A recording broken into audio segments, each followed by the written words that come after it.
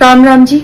मुझे आप लोगों से बहुत जरूरी बात करनी है क्योंकि मैं 2 दिन से बहुत ज्यादा परेशान हूँ क्योंकि कंटिन्यू मेरे पास डीएम आ रहे हैं कि ये जो लखनऊ वाला इंसिडेंट हुआ इसमें मैंने कुछ बोला क्यों नहीं, एक्शन क्यों नहीं लिया, थप्पड़ क्यों नहीं मारा।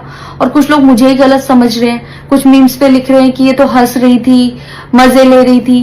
कि पब्लिक में कोई मुझे ऐसे टच करके जाएगा उसमें मुझे खुशी होगी, मुझे मजे आएंगे।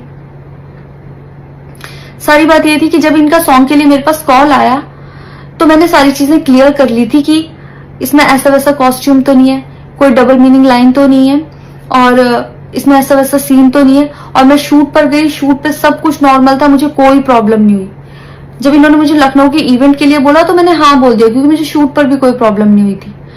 और जब मैं लखनऊ में गई, मैं स्टेज पर थी, मैं पब्लिक से बात कर रही थी, पवन सिंह जी ने मुझे बोला कि इधर कुछ लगा हुआ है। उसे थोड़ी देर पहले ही मेरी ड्रेस वो न्यू थी, साड़ी में नीचे टैग लगा रह गया था। तो मेरे दिमाग में आया कि शायद ब्लाउज का भी टैग लटक रहा होगा। मैं हंसकर उस चीज को दबा रही थी कि अगर मेरा टैग लगा भी है तो वो चीज जिस टाइम मैं पब्लिक से माइक में बात कर रही हूँ उस टाइम ना बोल के साइड में भी बोली जा सकती है, इसलिए मैं उस चीज को उस टाइम पे दबा रही थी। मैंने हंस के टाला, अवॉइड किया और फिर दोबारा बात करने लगी। वो बोले नहीं कुछ लगा है, नहीं कुछ लगा है।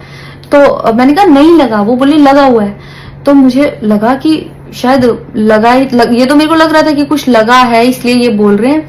और पर फिर भी मैंने हंस के वहां पे टाला, पब्लिक से अपनी बात कंप्लीट की।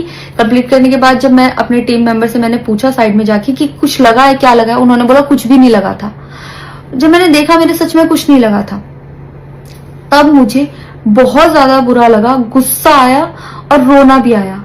लेकिन मुझे ये नहीं समझ आया कि मैं अब क्या करूं यहाँ पर, क्योंकि जहां मैं गई थी लखनऊ में, पवन सिंह जी खुद भी वहीं के रहने वाले हैं, उसी जगह पर इवेंट था। जितना वो क्राउड था वो सारा उनका फैन बेस था। उनको भगवान बोल रहे थे और भक्त बोल बोल के उनके पैरों में गिर रहे थे। वो उनका फैन बेस था, क्राउड था। तो मुझे समझ नहीं आया कि मैं क्या करूं। अगर मैं कुछ भी बोलती तो क्या वो लोग मुझे सपोर्ट करते।